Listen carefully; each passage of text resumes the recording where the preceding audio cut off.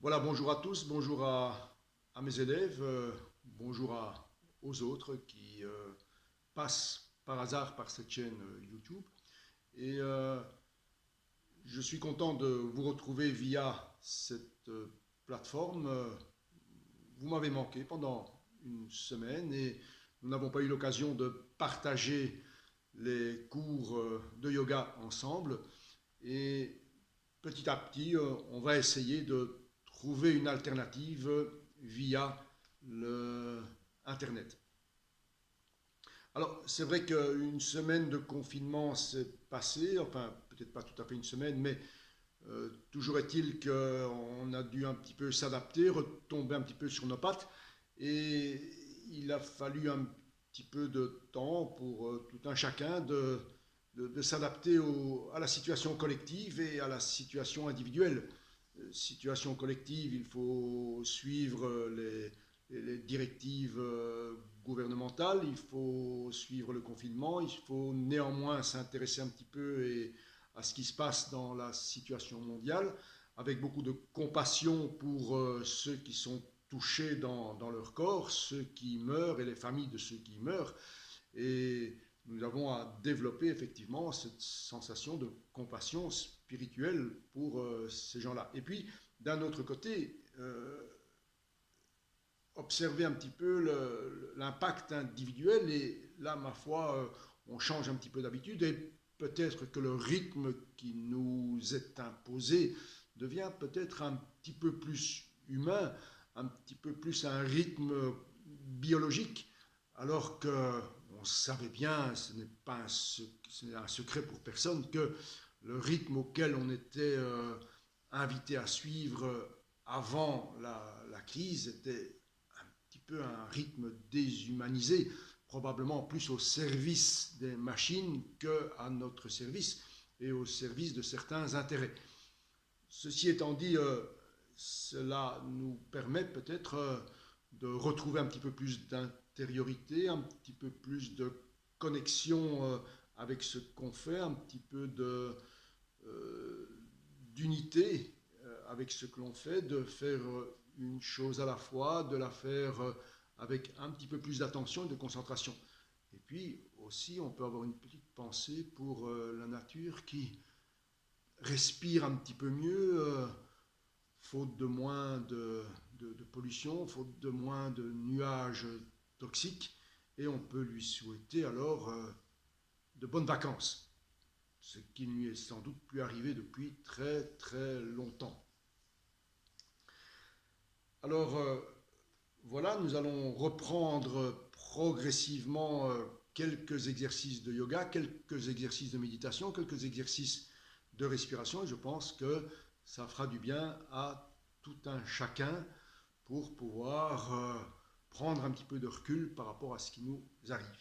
Et je vous propose aujourd'hui une première méditation et on va commencer par une méditation qui est peut-être de circonstance puisque nous sommes le 31 mars, le 21 mars, excusez-moi, et c'est le début du printemps.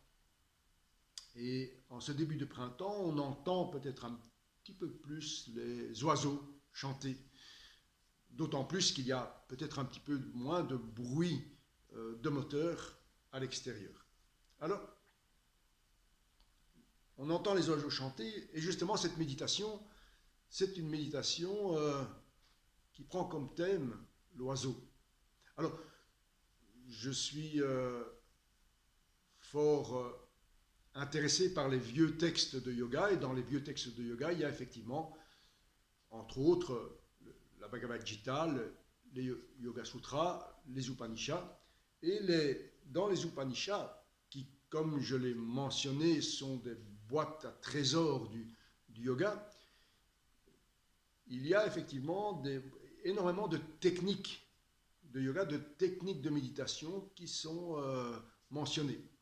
Et aujourd'hui, nous allons voir cette méditation qu'on appelle la méditation de l'oiseau, Amsa Upanishad, et qui vient effectivement de ce texte, de cet Upanishad. Et on va associer dans cette méditation la sonorité du mot Hamsa sa, avec la sonorité des deux syllabes ham et sa, que l'on va retrouver dans l'écoute intérieure de notre respiration calme. Lorsque vous respirez calmement, à l'expiration, vous allez peut-être écouter ce son ham. Et à l'inspiration, vous allez peut-être percevoir ce son, soit so, soit sa. Je vous demande d'en faire l'expérience maintenant. Si vous vous concentrez dans le son de la respiration, vous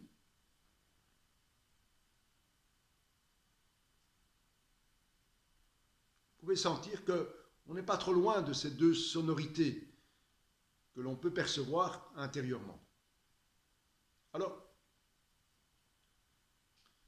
l'idée, effectivement, c'est de, pendant quelques minutes, se concentrer sur ces deux syllabes, ces deux sonorités, et de les relier, et de penser effectivement que ham, sa, cela veut signifier aussi un oiseau. Et dans la tradition indienne, il y a effectivement cet oiseau, et cet hamsa est considéré comme un oiseau migrateur, qui va passer d'un état à un autre, d'un pays à un autre.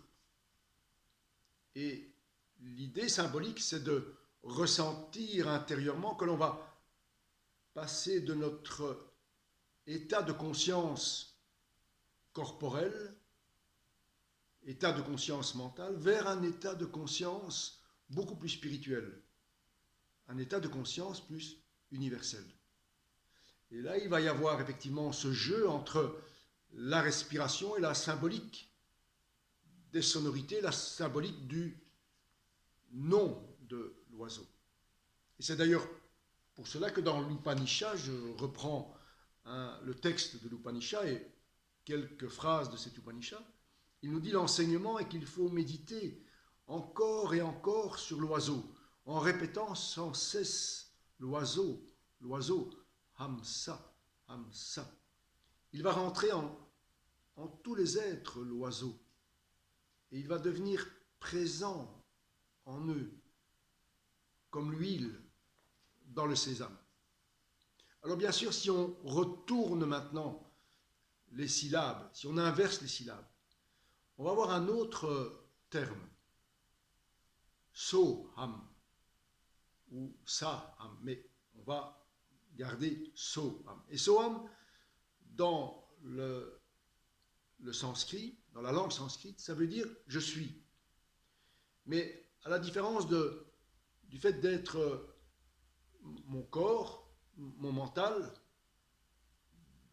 ma fonction sociale, ce so-ham va faire référence à ce que je suis intérieurement, ce que je suis profondément, ce que je suis au cœur de moi-même. Et je suis cet espace d'immortalité, cet espace d'éternité que cette méditation nous demande à rejoindre. Et donc je vous invite maintenant à vous installer bien confortablement et à observer votre dos bien droit, éventuellement fermer les yeux. Je vais vous demander de vous concentrer sur votre respiration avec les sonorités dont on a parlé. Et nous allons commencer par le so-ham. À l'inspiration, je vais essayer d'écouter, d'être à l'écoute de ce son so. Et à l'expiration, je vais être à l'écoute de ce son ham.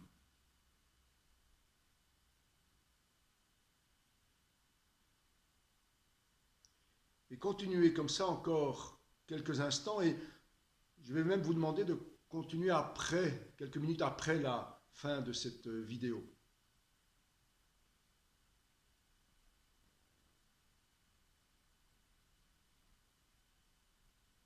So, ham, so, hum, so, hum.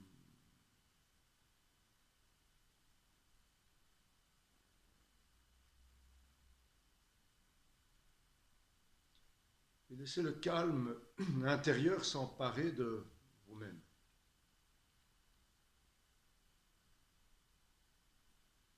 Et maintenant, je vais vous demander d'inverser. Donc, je prépare un petit peu la méditation et je vous invite, comme je l'ai déjà fait, à prolonger un petit peu après la fin de cette vidéo. Mais je vous enseigne un petit peu les simples, très très simples techniques. Et maintenant, vous allez inverser, vous allez commencer par l'expiration avec cette sonorité ham. Et puis à l'inspire, essayez de penser à cette sonorité sa. Ham, sa. Ham, sa. Ham, sa.